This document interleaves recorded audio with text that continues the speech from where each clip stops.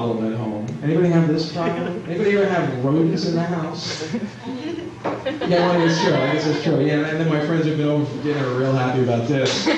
But, yeah, we got a rat problem in the house. This has been going on. It's Washerman versus the Rat, week 3. Operation Lost Hope.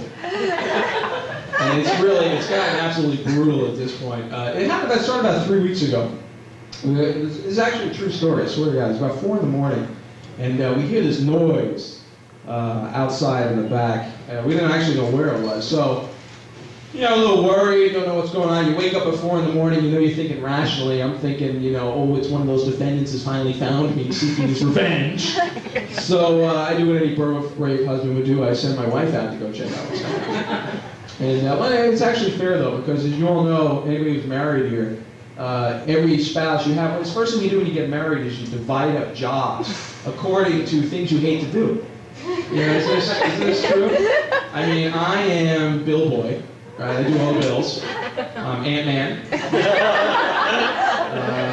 toilet guy, and dish dude. I clean up everything. My wife, on the other hand, is Spider-Girl, Roach Queen, what's the other one? Oh yeah, cooking woman, and violent repeat offender babe. So, you know, this was a possible violent repeat offender coming to my house. It's my wife's job to go see what's going on. So, she takes a look. Needless to say, there's nothing. There's nothing in there. She comes back to bed, we go to sleep. And you wake up in the morning when things are a little more rational. I'm like, you know, honey, I think I saw a rat. I think I remember seeing something out of the corner, you know, the night before or the day before. You think you see something out of your eye, you're not sure what it is. I'm like, I bet. She said, no, it's not a rat. Fuck you. You know, you're screwing with me. It's not funny because that really it skews me out. And I'm like, no, I swear to God. And we haven't divided up the rat job, which is the big problem here. So we're thinking of bartering. You start bartering at this point. You know, you paper, scissors, rocks. Who's gonna get the rat? You do a lot of bartering when you get married. This happened to us recently at a dinner party. We called our friends to find out what to wear. You know, and she's, oh no, you can't wear that. So you end up bartering over clothes you're gonna wear. She's like, well, you can wear jeans if you wear a button down. So I'm like, okay, thanks, honey. So we haven't gotten the rat. The rat thing has not been divided yet. But anyway, so eventually, what happens that night is she comes home, thank God, before I do, and walks around the corner, and I think as she describes it, we locked eyes momentarily. And there was a silence, and in the distance a dog barked. And then they just jetted in the other direction. She handled it very well. So now we've got a confirmed sighting. We have a sighting of the rat. It's confirmed. So, you know, if you want to, you know, now I'm like, I'm going to get something done. Who do you call? I'm a renter? You call the apartment manager, right? Because you know this is a do-something person. I know I got a problem in my house. Who's the person that's going to take some care of something? It's going to be the apartment. I mean, it's right there. Apartment manager, right there on their door. I know this is serious, you know, and these people have to pass rigorous testing to become apartment managers. I think there's the AMAT test, the apartment manager aptitude test. It's a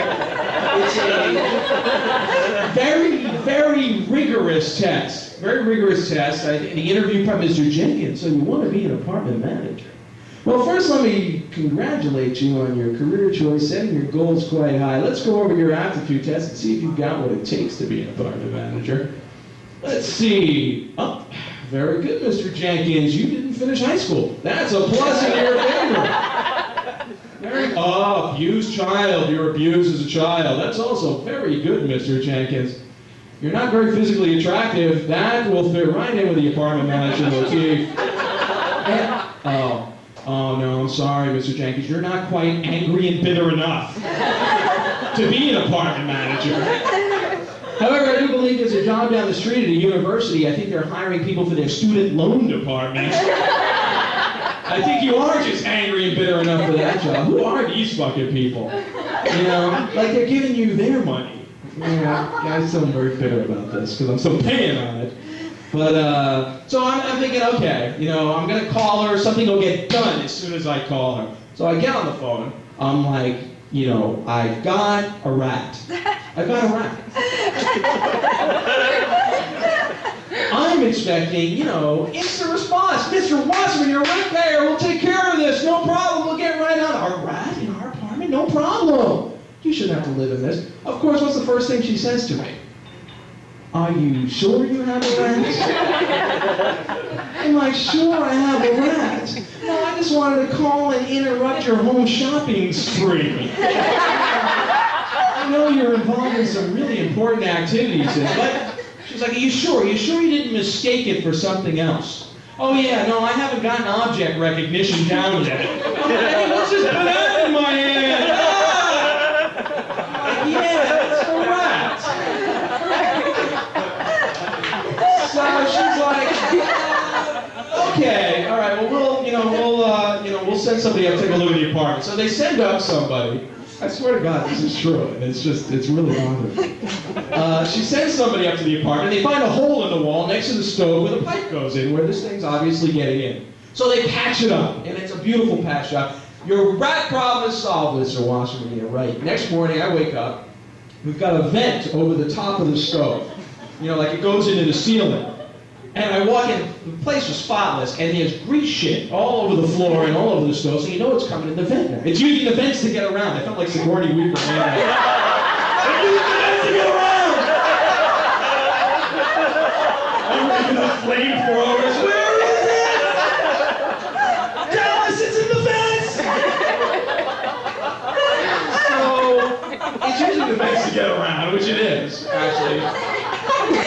And so now we've got direct evidence. As any good lawyer will know, Mr. Karrasch is a DA, will know this. You got direct evidence. It's better than circumstantial evidence, so I guess it's going to be circumstantial.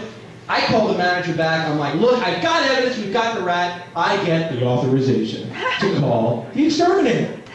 They'll pay for it. I'm like, great. So I look in the phone book. Peninsula Pest Control. Right? I live down the peninsula. I'm thinking they care about me. So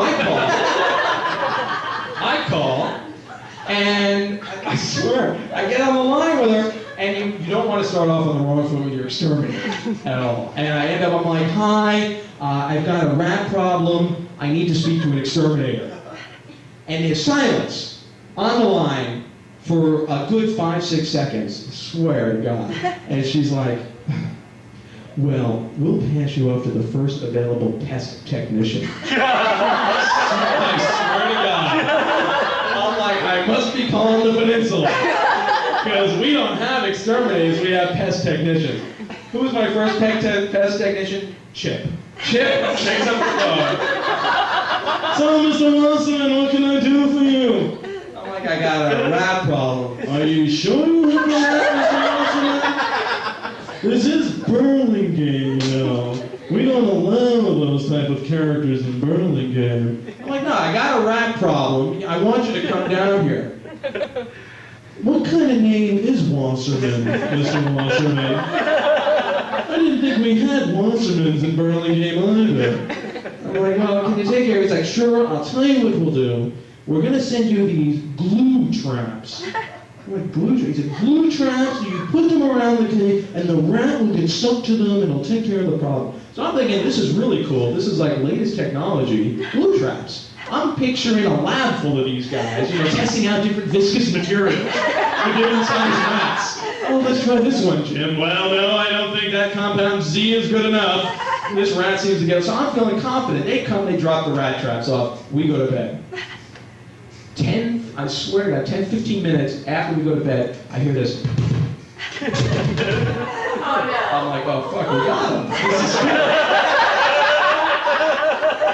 This is very cool. So, we go out, I'm in boxers and fuzzy slippers. This is a beautiful sight. And I got a flashlight.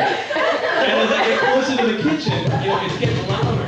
And I'm like, oh, you little fuck, I got you. So I go in and we flip on the lights, and I look in between the refrigerator and the stove, and it's a big fucking rat. It's stuck in there. And it's like, you know, trying to get out. So, you know, I've been dealing with this, what, a week now at this point of not sleeping, eating out, you know, because who the fuck wants to go in the kitchen and stuff. And so I do what anybody would do at this point. I start fucking with them. So I'm like, ah!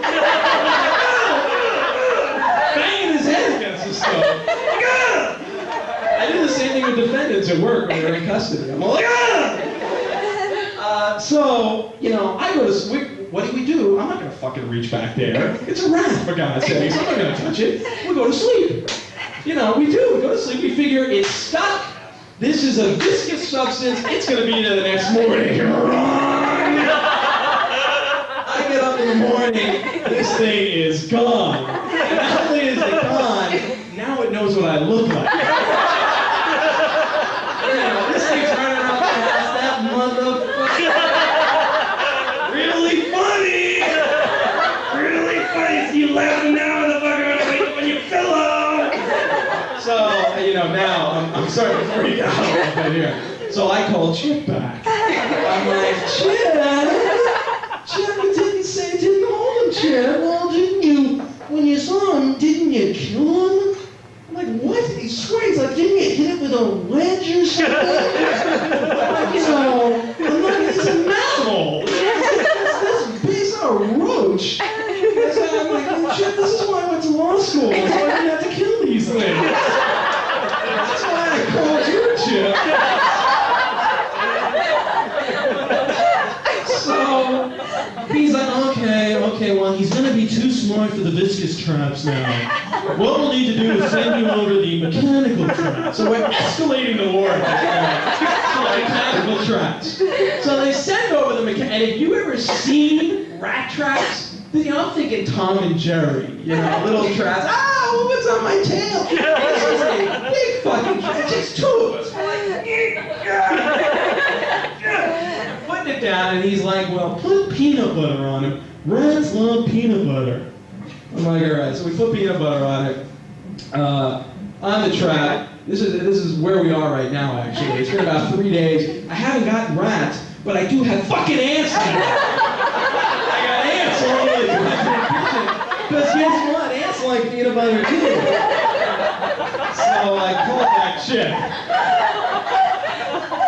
I put a polo shirt, a Ralph Lauren shirt now, on the mousetrap, and I called Chip over, and we'll see if we get Chip. Anyway, that's about where we are right now. So let me get off and out of your face right now and bring up the first person. We've been friends for years, I think, actually. We've known each other a while now. I don't want to screw your name up. I'm like, I'm so nervous. I'm like, probably forgot your name at this point. I'm sorry. It's Brian Posehn. Thank you, ladies and gentlemen.